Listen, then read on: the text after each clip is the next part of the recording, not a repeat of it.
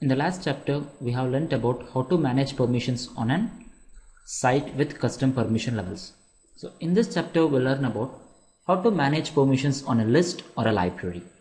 And later we'll learn about how to manage permissions on items and documents also. By default, the permissions given to the site automatically applies to the list as well as. Because when I declared a site permissions like user4 should have an add and edit permission, and this is what the declaration is given at site permissions level. But I haven't given any permissions at the list level. The list is simply following the site. To understand very clear, let's log in as an user1. Because I'm having administrative rights on this. And if you just get into the any list or a library, let's go to the trainers list.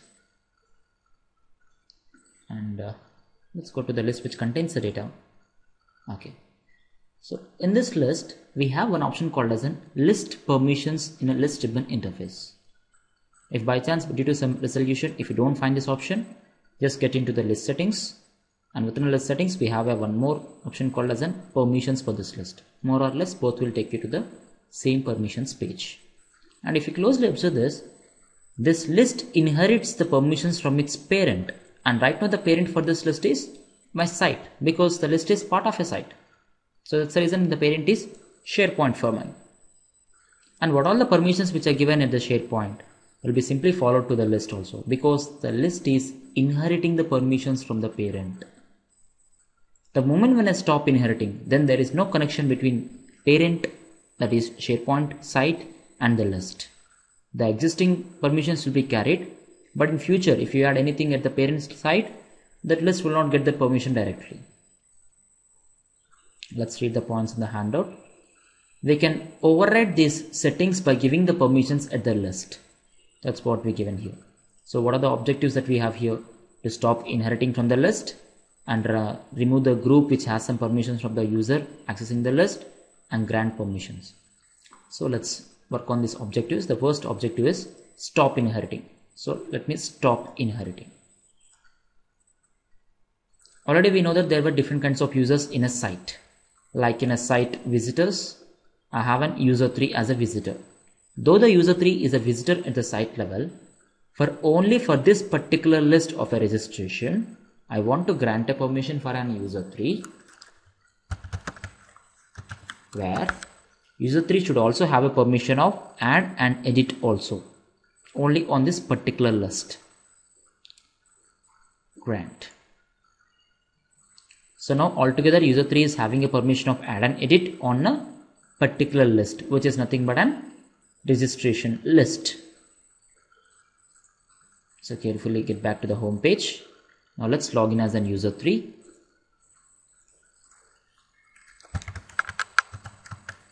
DSS.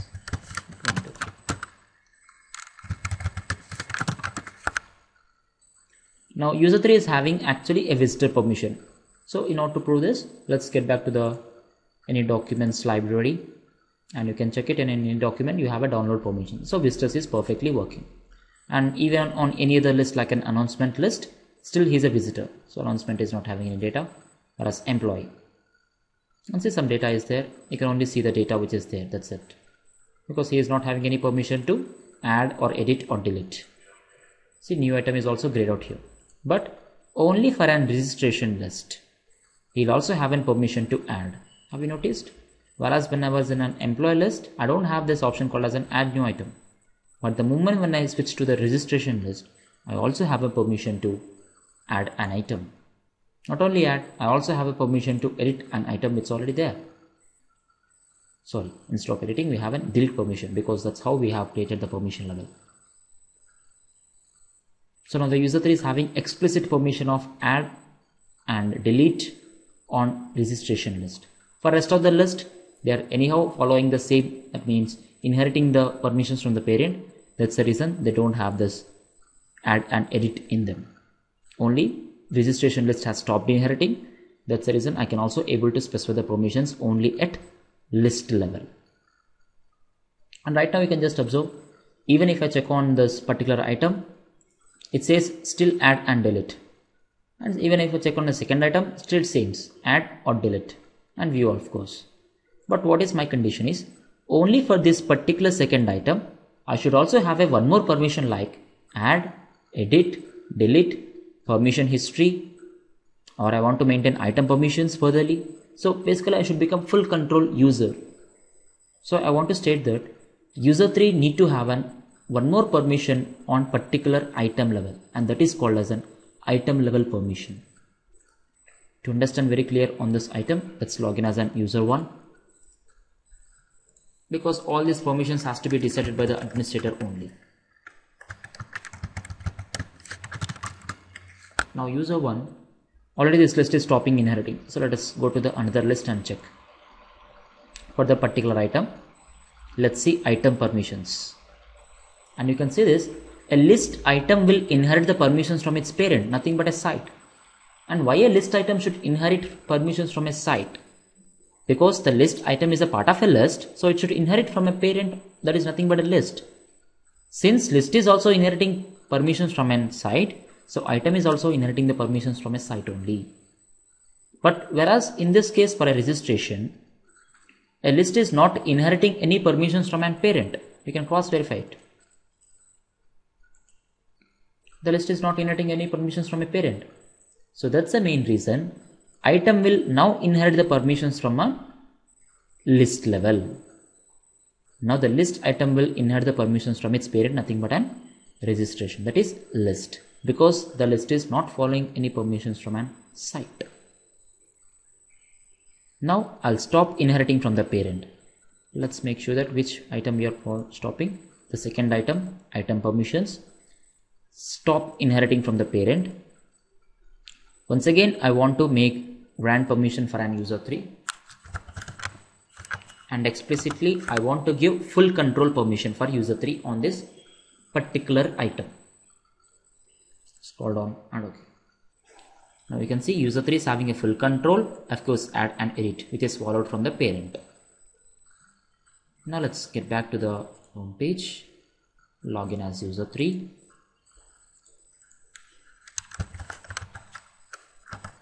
DSS 150. Now you can simply log in to the directly get into the registration list, and on the registration list we also always seen that the first item is not stopping inheriting, so that's the reason it still has add and delete only. But whereas for the second item it's already stopped inheriting, whereas I given for the user 3 is full control. That's the reason I can also see item permissions. And edit is also possible here, because full control user need to have all the permissions. So user 3 is having, first of all, on a site is visitor. On a particular registration list, he is having add and delete. On a particular item in a list, he is also having full control. So there is a different permission levels at site level, at list level, and list item level. The case also applicable for an libraries. And mostly in a libraries, we'll have an document permission and library permissions. So by default user 3 is not having any permissions on this library, so everything is grayed out. You can see the library permissions, whereas if you go to the list permissions, and specifically if you check on any document, you will see document permissions instead of item permissions. That's only the change. The syntax only the changes, I mean terminology changes. Rest of the things are same. The library will inherit the permissions from the site, and document will inherit the permissions from the site if library is following the parent. If library is not following the parent, then the document will inherit the permissions from the parent, that is nothing but an library. So this is about permissions management at a list and item level. Let's get back to the handout. We've seen how to manage the permissions at the list and libraries level, and how to manage the permissions from the item and document. Let's read some points to remember.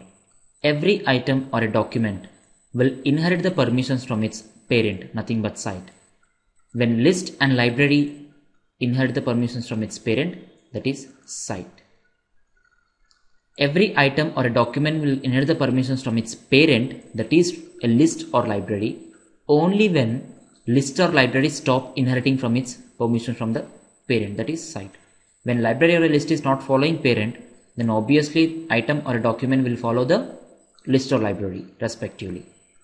If document and item is following a site, then it indicates that list is also following a site. That's the reason item also following a site.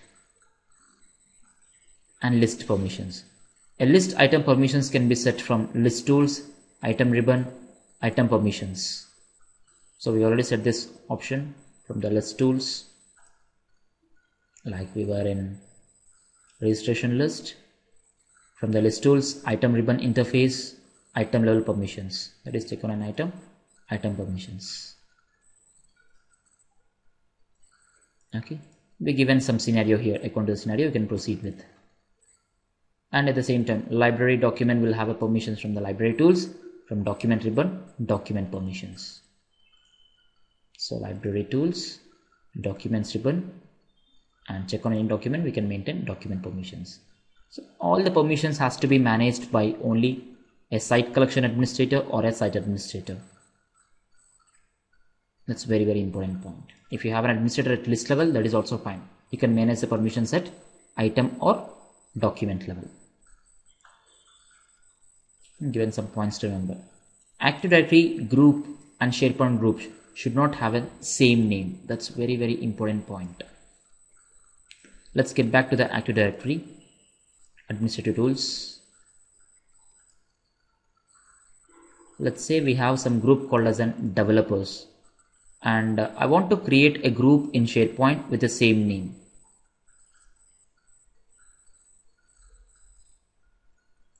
I'm going to go to, let's log in as an administrator first. User 1, DSS at 123. Now you can go to library, or you can go to site actions, because group creation is at site level only. Then create a group. The group name I will specifically give the same group it's already there as in developers. Spelling also will do matter. Developers. Okay. Let's let it be the same user 1. Let's say have a full control. Click on create. It's very strange now. You're also creating the same developers group because it's giving full control. Let us not to give a full control. Let's give a different name, because the AD is not given any permission group control. I mean to say, let's grant a permission. Let's check it up with developers here. I hope it should not take it. In this, of course, it can take the data. Set actions, site permissions. Developers is a security group. Of course, it's already there. Yeah, this is important. Forgot. Sorry. Actually, developers is a group which I created. This group can be accepted by the SharePoint, but the group which is created by AD, that group cannot be treated in SharePoint. That is important. If I am saying browse, this group cannot be created in a SharePoint. Developers group is allowed. Okay. So we need to make some point has to be changed here. The Active Directory default group, not I created, default group cannot be created in a SharePoint.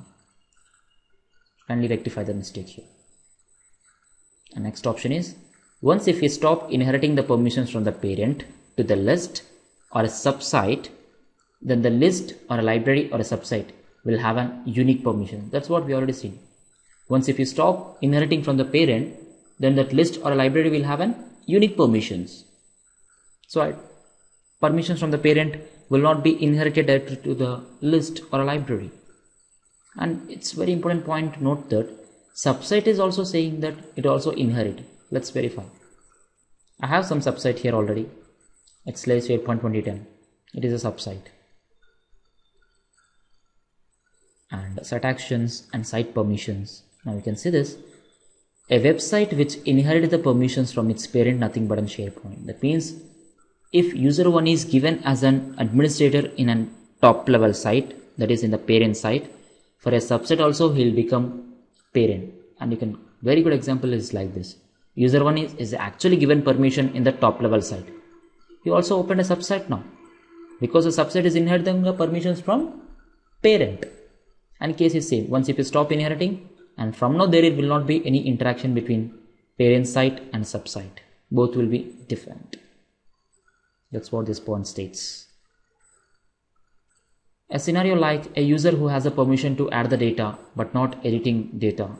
In this scenario, user cannot upload the same document which is already there in a library. We've seen this already. We got some error while uploading the document in the library in the first video.